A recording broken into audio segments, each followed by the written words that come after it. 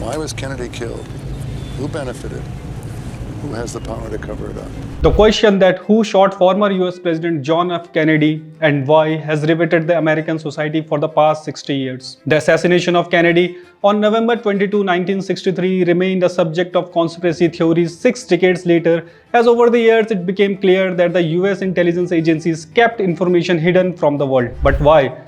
Because he tried to curb the overwhelming power enjoyed by the CIA during the Cold War, or because he was seen as a threat to the US military-industrial complex. There are many questions which gave birth to several conspiracy theories. But now, as the Trump administration declassified thousands of documents related to the assassination, a lot of people are waiting for this for years, for decades.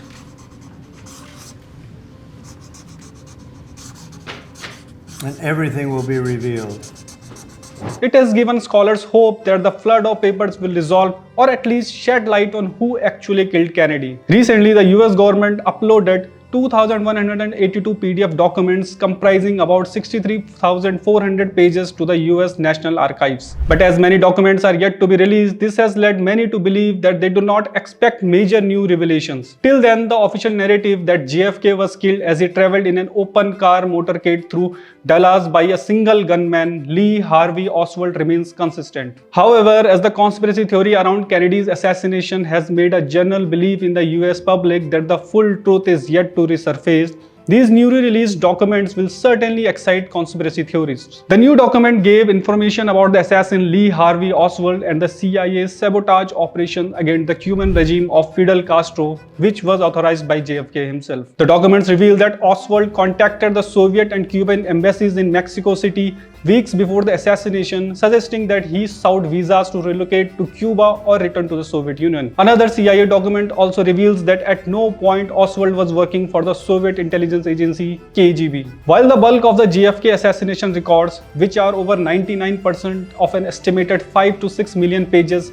have been declassified over the years, especially following the 1992 JFK Records Act and subsequent releases under the President Trump and Biden, the latest batch has been described as filling in gaps rather than offering groundbreaking revelations. Historians believe that it would take time for them to read and draw fresh information regarding JFK's assassination, and the official narrative that Oswald acted alone remains consistent with these documents. For viewers to understand, we will briefly explain what the official story regarding JFK's assassination is, and we'll explain why that story has been hit with wave of doubt over the decade. The official story states that the 35th President of the United States, John F. Kennedy, was assassinated while he was riding an open car motorcade in Dallas, Texas on November 22, 1963. Kennedy was traveling along with his wife and First Lady Jacqueline Kennedy, Texas Governor John Conley, and his wife. As his motorcade was traveling through Dealey Plaza, a bullet pierced the base of his neck, exited through his throat, then likely passed through Governor Conley's shoulder and wrist, ultimately hitting his thigh.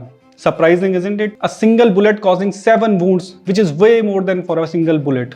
Immediately after getting hit on the neck, another bullet struck Kennedy in the back of the head. He was rushed to the nearby Parkland Memorial Hospital, where he eventually died. The police identified the assassin as Lee Harvey Oswald. He was a former US Marine who had embraced communism and had even defected for a time to the Soviet Union. Oswald's links with communism made everyone believe that he was the actual culprit, and no efforts were made to investigate the incident from another angle. But now comes the twist. Oswald pleaded not guilty when he was arrested by the police. Not allowed me to have any. I don't know what this is all about. Kill the president? No, sir, I didn't. People keep asking me that. Sir? You shoot the president? I work in that building. Were you in the building at the time? Naturally, if I work in that building, yes, sir. Back up, man! Did you shoot the president? No, they're taking me in because of the fact that I lived in the Soviet Union. I'm just a patsy. I'm just a patsy. I'm just a patsy. I'm just a patsy, Oswald was seen saying in a video recorded of him at Dallas Police Headquarters, meaning he is just a scapegoat. However, no one believed Oswald's words. The American public eagerly waited for Oswald's trial, where everyone believed that he would eventually be proved as the culprit. But surprisingly, Oswald never stood for a murder trial.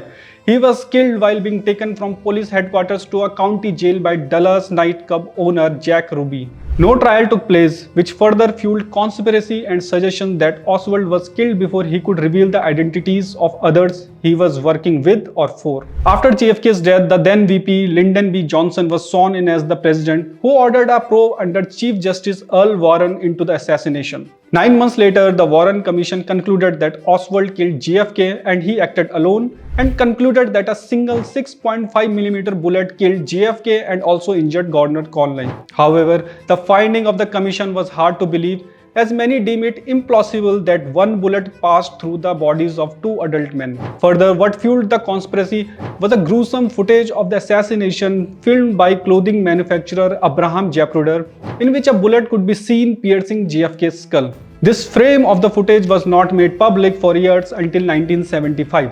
The footage shows Kennedy's head moving backwards while he was shot. This proves that the bullet was fired from the front, contradicting the official story that all shots came from behind. These circumstances led almost everyone to believe that Oswald acted with accomplices and the government was hiding the real truth from them. The growing public pressure forced the government to pass the 1992 JFK Records Act, which called for the declassification of files related to Kennedy's murder. The latest troves of files release is also a part of this. It is important to note that during the height of the Cold War, JFK saw the illegal interference of US intelligence and military in foreign countries as an abuse of American power. He even fired and demoted some of his military and intelligence leaders who were plotting and executing covert operations around the world. Further, Kennedy didn't want a war in Vietnam and sought diplomatic solutions instead of using hard power against the Soviets. He even shut down several covert operations run by the CIA. This created tensions between JFK and his military and intelligence leaders.